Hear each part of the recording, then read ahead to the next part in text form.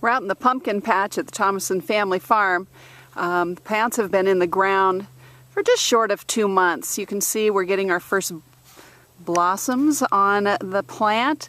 We have both male and female blossoms on this plant, and we'll leave it up to the bees to help us pollinate. You might be able to see the bud of a new pumpkin that's just starting right there. The plants are just starting to send their feelers out into the field, and within the next week or so, these rows that you see in between are going to disappear as they spread out into the whole field. It's a beautiful morning out here. The sun is shining, and we are enjoying our last chances to get through here and take care of these before they cover the field and start growing their pumpkins. So visit us this fall at the Thomasson family farm and see how these pumpkins turn out.